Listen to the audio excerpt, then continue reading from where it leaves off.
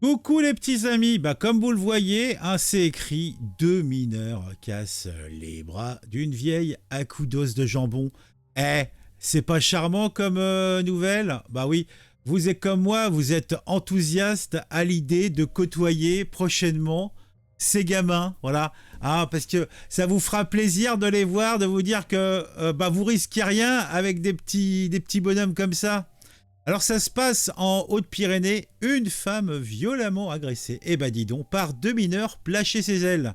Dis donc, une sexagénaire a été agressée chez elle par deux mineurs à Argelès-Gazost dans le 65 et s'est armée d'un os de jambon qu'il s'en serait pris à la victime dans la soirée du 3 décembre. Ils ont volé un coffre-fort et ont pris la fuite avant d'être interpellés.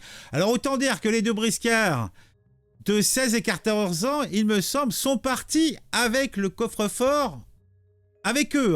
Ils l'ont pas ouvert, ils l'ont pris avec eux. Et ils n'ont pas fait que ça, ils auraient chopé la bagnole de la sexagénaire. Donc ça se passe à Argelès-Gazost, ville jumelée avec Fouras-les-Bains et l'île d'Aix. Et c'est une ville fleurie. Ça fait plaisir. Il y a beaucoup de villes fleuries en France.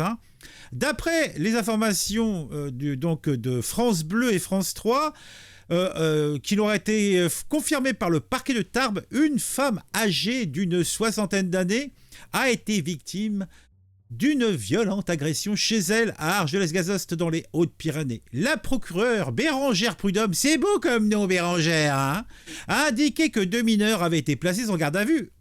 À la suite de cette sombre affaire, il s'agit de deux garçons âgés de 16 et 14 ans. Ils étaient placés chez cette dame qui était famille d'accueil. Ils sont soupçonnés de tentative d'assassinat. Oh, tout cela n'est pas beau. Oh, tout cela n'est pas propre.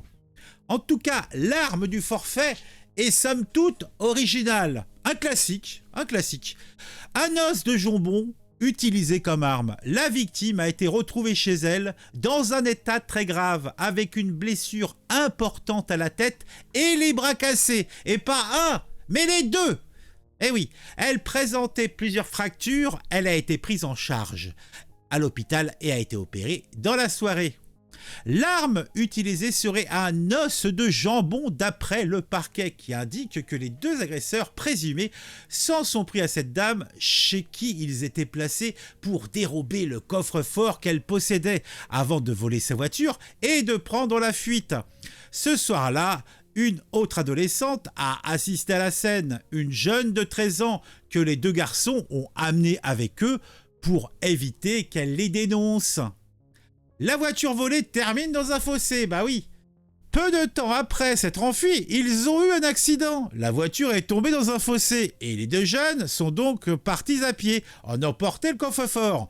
L'adolescente de 13 ans est partie dans une autre direction. Elle a donné l'alerte aux premières personnes qu'elle a croisées, selon la procureure, ce qui a permis l'interpellation des agresseurs présumés.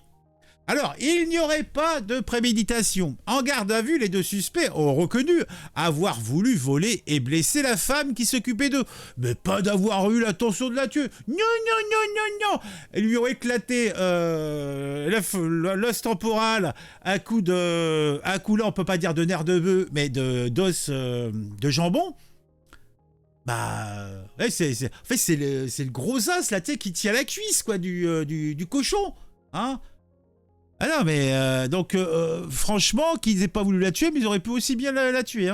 Ils étaient accueillis depuis peu de temps chez elle, d'après le parquet qui n'a pas précisé pour l'heure le montant du butin dérobé. Misérable, non pas douter. La juge d'instruction les a entendus. Le plus âgé a été mis en examen pour tentative de meurtre et écroué. Celui de 14 ans a été remis en liberté. Oh le petit chou, sous contrôle judiciaire. Autant dire que ça va être compliqué pour lui de retrouver notre famille d'accueil, je pense. Il a été mis en examen pour violence volontaire aggravée. Alors, la question qui se pose, c'est quels sont ces jeunes margoulins. Après, la deuxième, c'est est-ce que ça existe encore, les maisons de correction? Non, je ne pense pas. Parce que ce genre d'individus, il faut les redresser.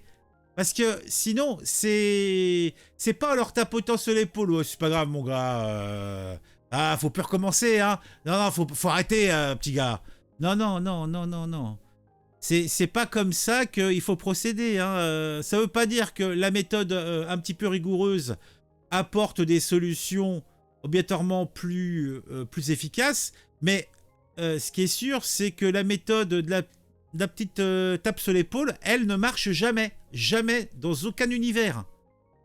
Non, c'est terrible, hein. Franchement, moi, je sais pas quoi vous dire, hein. Je suis atterré. Est-ce que je suis atterré? Posez-moi la question. Est-ce que tu es atterré? Oui, je suis atterré. Tout cela me consterne, tout cela m'afflige, tout cela me met dans une rage folle. Bon, en tout cas, espérons que la dame se remettra, qu'elle ne sera pas dégoûtée des enfants, parce que c'est bien que des personnes fassent famille d'accueil, hein, oui, oui. Bon, après, il peut y avoir des histoires. On sait qu'il y a des Thénardier, voilà, voilà. Mais je pense pas qu'ils étaient là depuis assez longtemps pour avoir été le jeu d'une Thénardier, voilà. Mais en tout cas, je ne doute pas un seul instant que la justice fera toutes les lumières nécessaires sur cette sombre affaire. Et hélas, je sais déjà d'avance que les deux Margoulins vont s'en tirer les mains dans les poches et qu'ils recommenceront de nouveau de vilaines choses. Parce que quand tu commences à cet âge-là, c'est que tu n'as pas le bien en toi.